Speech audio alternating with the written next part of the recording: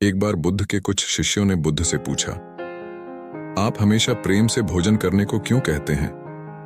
आप भोजन संतुलित मात्रा में ही लेने को क्यों कहते हैं? यदि हम उस भोजन को प्रेम से न खाएं, तो क्या वह भोजन नहीं रह जाएगा? यदि हम बहुत अधिक भोजन कर लें, तो क्या वह जहर का काम करेगा?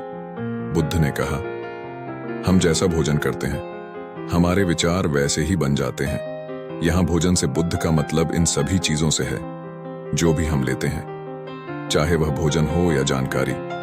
ये दोनों ही चीजें हमारे जीवन को गहराई से प्रभावित करती हैं। बुद्ध अपने शिष्यों से कहते हैं, मैं तुम्हें एक छोटी सी कहानी सुनाता हूं, इससे तुम्हें बेहतर ढंग से समझने में मदद मिलेगी। एक समय की बात है, एक साधु जंगल में अपनी कुटिया बनाकर रहता था। जो भी उनके पास अपनी समस्या लेकर जाता है, वे तुरंत उसकी समस्या का समाधान कर देते हैं।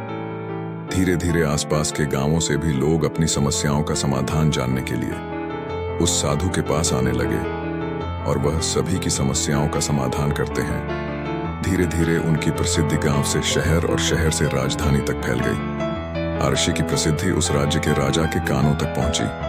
तो एक दिन राजा अपने सेनापति और मंत्री के साथ उस साधु से मिलने गए। राजा ने साधु से कहा, महाराज, मैंने आपके बारे में बहुत चर्चा सुनी है। मैंने सुना है कि आपके पास हर समस्या का समाधान है, इसलिए मुझे लगता है कि हमारी राज्य अदालत में आपकी सबसे ज्यादा जरूरत है, जहां लोग हर दिन नई समस्याएं लेकर आते हैं। आप यहां जंगल में अपना समय क्यों बर्बाद कर रहे हैं? आपको यहां उचित भोजन भी नहीं मिलेगा।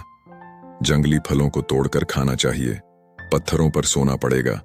आप हमारे साथ हमारे महल में आए, वहां आपको हर सुविधा दी जाएगी। खाने के लिए स्वादिष्ट व्यंजन होंगे, आप इनका स्वाद लीजिए। आप यहां अपना समय क्यों बर्बाद कर रहे हैं?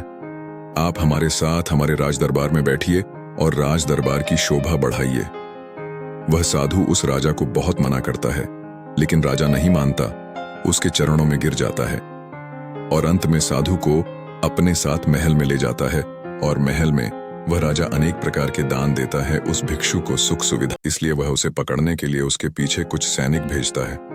भाई साधु को हर जगह ढूंढते हैं, लेकिन वह कहीं नहीं मिलता। साधु जंगल की ओर भागता है और भागते भागते थक जाता है। फिर जंगल के बीच में आकर एक पेड़ के नीचे बैठ जाता है। जैसे ही वह पेड़ के नीचे बैठ जाता है, तभी पेड़ से एक फल टूटकर उस साधु के पास गिरता है। साधु बहुत भूखा था, इसलिए उसने फल खा लिया। वह फल एक औषधि है जो पेट में जाने के बाद उसे बीमार कर देता है। यदि अनावश्यक रूप से दवा ली जाए तो यह शरीर को नुकसान पहुंचा सकता है। वह औषधि उस साधु को बहुत बीमार कर देती है। वह इतना बीमार हो जाता है कि उसकी मृत्यु होने वाली होती है और उसका शरीर लकड़ी की तरह सूख जाता है। अब उस साधु के मन में विचार आया कि मैं उस राजा का धन लेकर क्यों भाग रहा हूं? मैं तो एक साधु था, न जाने मुझे क्या हो गया कि मैं यह धन लेकर व्यर्थ नहीं भाग रहा हूं। यह विचार आते ही वह साधु आत्मग्लानि से भर जाता है। वह बहुत पश्चाताप करता है और महल में वापस चला जाता है और राजा का धन लौटाने लगता है और राजा का धन लौटाने लगता है और साधु से पूछता है कि तुम्हें कब लौटाना था? तो फिर आप यह धन लेकर क्यों भाग गए?